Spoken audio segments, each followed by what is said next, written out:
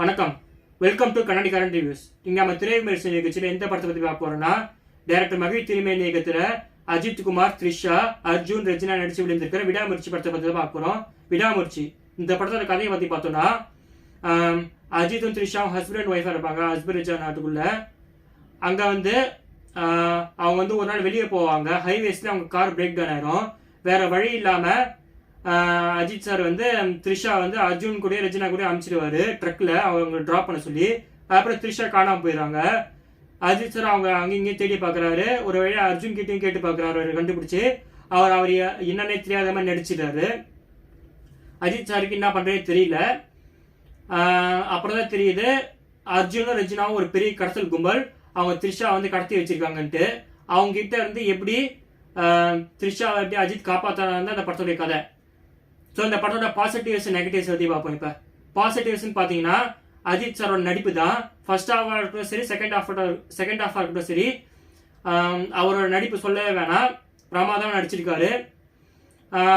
Second பாசிட்டிவ்ஸ்ன்னு பார்த்தீங்கன்னா இந்த படத்தோட செட் ஒர்க்கு, ஹைவேஸாக இருக்கட்டும் எதுவாக இருக்கட்டும், இந்த படத்தோட செட் ஒர்க்கு சொல்லவே தேவையில்ல.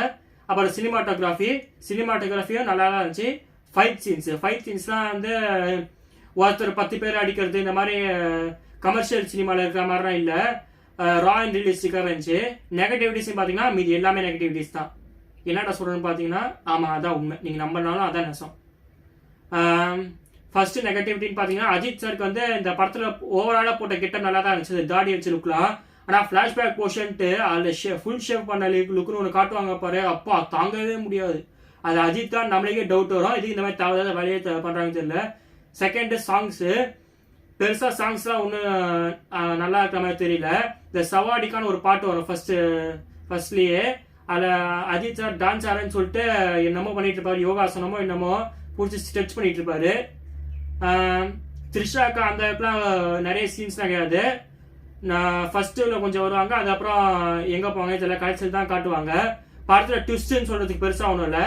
பெரிய நெகட்டிவிட்டினா இந்த படத்தை பிடிச்சி இழுத்துட்டு இருப்பாங்க. ஃபர்ஸ்ட் ஹாஃப் கூட ஓகே, கொஞ்சம் பொறுத்துன்னு பார்த்துலாம் ஏதோ கதை ஓடினே இருக்குன்ட்டு. செகண்ட் ஹாஃப்ல அவர் தேட்டர்லாம் பிடிச்சி இழுத்துனே இருப்பாங்க. ஜவ்வு மிட்டாய் கூட அவ்வளோ தூரம் இழுக்காது, ஆனால் அவ்வளோ தூரம் பிடிச்சி இழுத்துனே இருப்பாங்க. அதை இன்னொரு நெகட்டிவிட்டி என்னன்னு பார்த்தீங்கன்னா அர்ஜுன் சாருக்கு போட கெட்டப் தான். அர்ஜுன் சார் அவர் பேரே ஆக்ஷன் கிங் அர்ஜுனு. அவர் பார்க்க எவ்வளோ ஸ்மார்ட்டாக அழகாக இருப்பார் பழைய படத்தில் தான். இப்போ ரீசெண்டாக அந்த லியோவில் கூட பார்க்க எவ்வளோ கெத்தாக இருந்தார். அவருக்கு லாங் ஹேர் கெட்டப்னு சொல்லிட்டு ஏதோ 10 நாள் குடிக்காத ரா பிச்சைக்கார மாதிரி காமிச்சிருக்காங்க. ரெஜினாக்கு ஒன்றும் பெருசாக ரோல் கொடுக்கல. இதெல்லாம் கூட பொறுத்துன்னு எல்லாத்தையும் பொறுத்துன்னு கூட படத்தை பார்த்துடலாம். ஆனால் அர்ஜுனுக்கும் ரெஜினாக்கும் ஃப்ளாஷ்பேக்கும் ஒன்று காட்டுவாங்க பாரு, அதெல்லாம் காட்டும் போது பேசாமல் இப்பயே தேட்டர் விட்டு ஓடிலாம் போது தோணுச்சு.